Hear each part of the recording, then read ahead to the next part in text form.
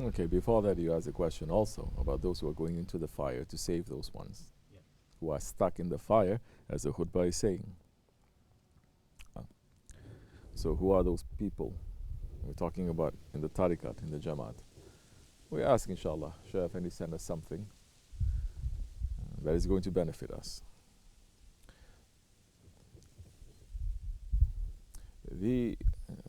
Don't think that it is going to be so easy. Everyone is having this fantasy about Judgment Day. It is not as you think. Awliya Allah saying, on the Judgment Day, those ones, Muslims who believe, they pray, they give zakat, they fast, they do everything properly, but they don't have a shaykh. Listen carefully. These are the words of Awliya Allah. You don't have a shaykh. You will stand outside your grave in the complete darkness, hearing all sorts of unusual, scary sounds. You will stand outside of your grave for 1,000 years. Alone. First punishment. Because you don't have a guide. Because, yes, you need a guide in this world. You think you don't need a guide on Judgment Day to bring you to a judgment place? Well, Allah is saying, we will gather you behind your imams. And you are going to line up in a very nice, proper way of lining up. Saf and saf, rank upon rank. Not any way that you want to stand. That today's people, they say, what rank? No, there's any rank. I'm saying, I'm following 40 years, I'm following 2 years, I'm a shaykh, I'm a this, I'm a that. My father is this, my son is this. It was in the time of the Ottomans. Yes, they followed that properly. Everyone, it is shown. What is inside is showing outside. The two dervishes meeting each other, they know from the look, from how they are wearing, from their manners, which tariqat they belong to, which shaykh they are under. And who is higher and who is lower. The one who is lower must bend down and kiss that one's hand. And his station will be raised because he's doing that. Today, they don't even teach people living in the second Medina to kiss their parents' hands. Huh? Unusual. Where the Sahabis, they would kiss the hands and the feet of the Prophet. They used to kiss each other's hands. Because they say, this is the hand that touched the Prophet, let me kiss it. They would rather go to Kaaba to kiss a stone than to kiss their parents' hands. Oh, their teacher's hands, forget about it. To kiss a sheikh's hand is shirk. It's finished. Pray as much as you want. Then the one who has the smallest love for a shaykh, for an awliya, their forefinger is going to light like a firefly. Off and on and off, twinkling like that, and that is the indication. Then those saints, those sheikhs will go around collecting. Say, this one will collect, this one will collect. Then there are those, Allah is saying, they are going to be on Judgment Day on pillars of light. They will come out from their graves on pillars of light. And people are going to find safety from them too. So we're asking, who are those ones that they are going to be going into a hell to help the others, to pull them out when the fire is reaching their ankles, their chest? Prophet ﷺ is saying, how you live is how you're going to die. And how you die is how you're going to be raised. How you live. You are living fighting that fire. The fire that is coming, the fire of your ego, and you're fighting it. The fire of your arrogance, you're fighting it. The fire of envy, of anger, you're fighting it. You are inside that fire, you're understanding it is fire and you're fighting it. Those ones, they're equipped. They're like firefighters. Firefighters can go inside the fire, no? Nothing is going to happen to them. You are not trained, you don't know. You're living inside the fire, it's burning all around you in your life, and you're liking it. The arrogance, you're liking it. It's your best friend. You put it inside your heart. It is burning from the inside of your heart. Envy, you like that. Anger, you like that. The desires, you like that. It's becoming your best friend instead of looking as your enemy. Then that's the time how much fire you are playing in this world is how much fire you're going to have in the grave and how much fire you're going to have when you are raised on Judgment Day. Those ones who have been fighting with their fire all their lives and they are blessed. So many of them, maybe they say, we fail, we cannot do anything. But just because you are fighting, they say it doesn't matter. Because you belong to this good school, we give you the same diploma, doesn't matter. Then they say we give you the same equipment, it doesn't matter. Now, you can go and you can save. You understand?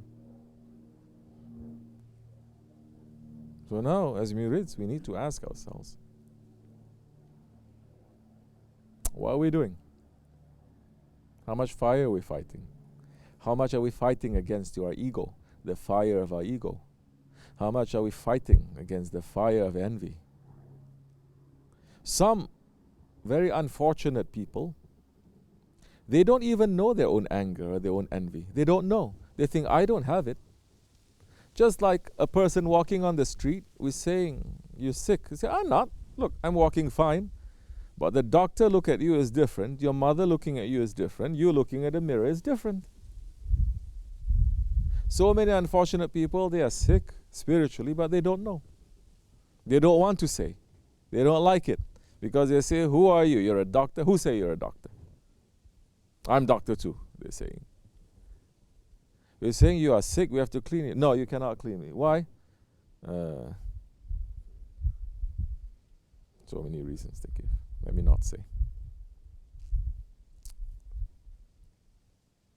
And yes, in the way of tariqat, they must make you to burn a little bit. How many more poems do we need that talks about burning and ashq, burning your ego? So you're going through certain difficulties. Don't forget that everything is happening for a reason.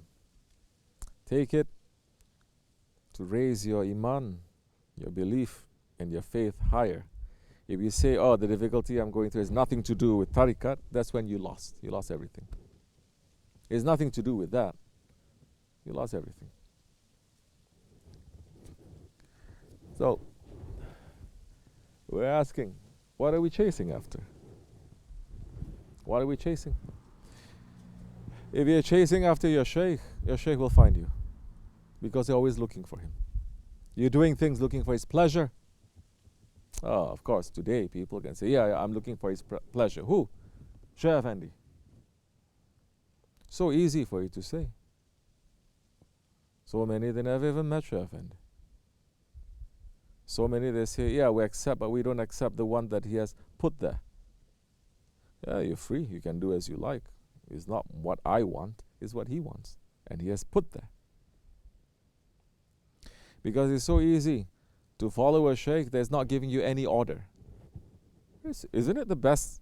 Isn't it the best to say, I follow the highest Shaykh, but the Shaykh is not giving you any order, any difficulty, anything right or wrong. You're free to do as you want according to what's coming to my heart. Everyone is doing that. Who is your Shaykh? Abdulkerim Gilani. MashaAllah. Just as those ones saying, who is your Prophet? Prophet ﷺ is your Prophet. Okay, very good. But are you a tabi'in? Of course not. Are you a tabi'in? No. Oh, you come to the end. So, you have to follow those ones who are before you. And the ones you cannot follow, even those ones who are 2 generations before you. You cannot. You will lose. And how are you going to say you're going to follow directly the companions of the Prophet? How are you going to say you follow directly the Prophet ﷺ now? That's finished. It's very dangerous. Because man is insisting on not knowing himself. When he's insisting on not knowing himself, Shaitan will sit on you and start laughing. Say, ha ha ha ha, I got you.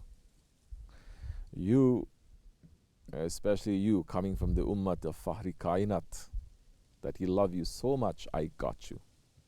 You, that all this universes and creation is bowing down on you, it should be bowing down on me, I got you now. Now, they're no longer bowing down on you, they're spitting at you and cursing at you because you become the most garbage of all creation.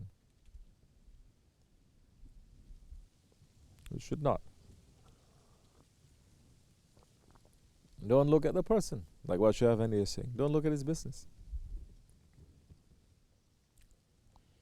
Everyone is running after Maulana Rumi. How many people are running after Shamsi Tabriz? I'll tell you how many people. One. Hazrati Maulana. And it was Shamsi Tabriz that made Maulana into a Maulana. And how is Shamsi Tabriz? So many people didn't like him. His own sons didn't like him. They say, he doesn't know so much. He cannot speak proper Persian. He cannot speak proper Arabic. He doesn't have proper manners. So many people accusing our Shaykh of the same thing. Exactly, that's why Shaykh Efendi is running after Shamsi Tabriz. And one picture he showed me, he says, look, I'm standing next to the tomb of Shamsi Tabriz. I say, you see, his Tajalli is coming on me. I see a completely different person. Long hair, wild, very tough. No, people didn't like him.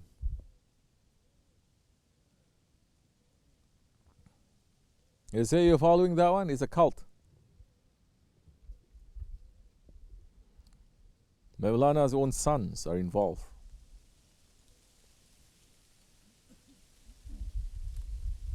One day, Hazrat Shamsi Tabriz was walking. He was from one place to another. They have to travel. And he's invited.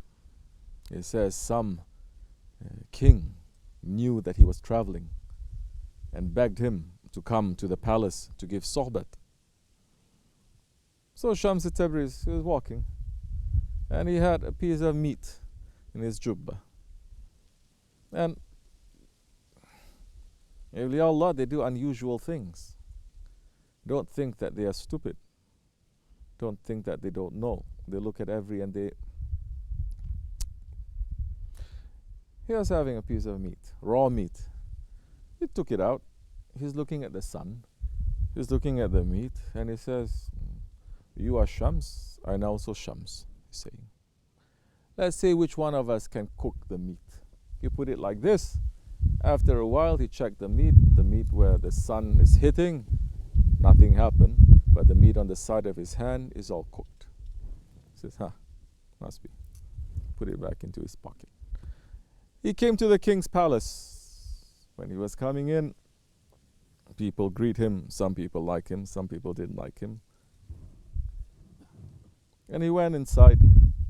They greeted him very well. In the old days also, they have no choice. They're hiding a lot of their intentions also because they have no choice. Now everyone's intentions comes out. Some jealous ones, they say, why are you inviting this one here? Why are you taking his words for something? Who says he is a sheikh? What does he have? So but they didn't want to say anything. So he was invited in the presence of the king. He gave a sohbat.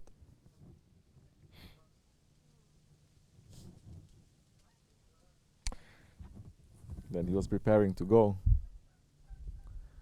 And the king is saying, please give us some last words for remembrance we can take and use for the rest of our lives. Then Shamsi Tabriz reached into his jubba, take out the piece of meat, give it to the king, or the Sadr Azam. And he's saying, here, he says, eat this. They say, oh, Maulana, thank you very much. As so many people, they come in front of us, thank you. He put in his hand and said, thank you very much. Shamsi Tabriz then left. king looking at that piece of meat, saying, what am I going to do with this? And they say, I don't know. Oh, my king. And he said, you see one, like, let's say, security, one boy that is sitting there. And he is one of the ones who was greeting Shamsi Tabriz very good when he was passing through. He says, here, take this. Give it to the dogs.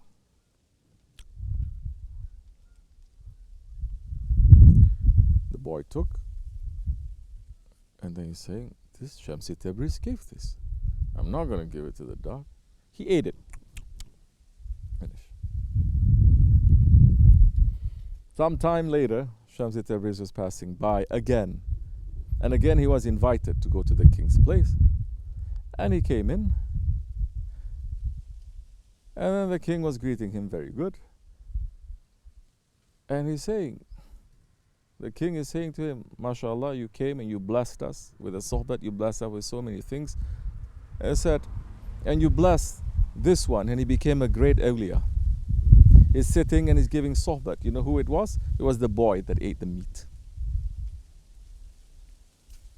And he says, you gave it to him. He's saying, but you didn't give it to us. We are the ones who's in need of it, not this security boy running around. Shamsi Tabriz started laughing. He said, I gave you the meat, didn't I? He says, yes. What happened to it? He said, I gave it to that one to give it to the dog. He says, you're lucky he ate it. Otherwise, you'll be sitting down listening to sohbat from the dog.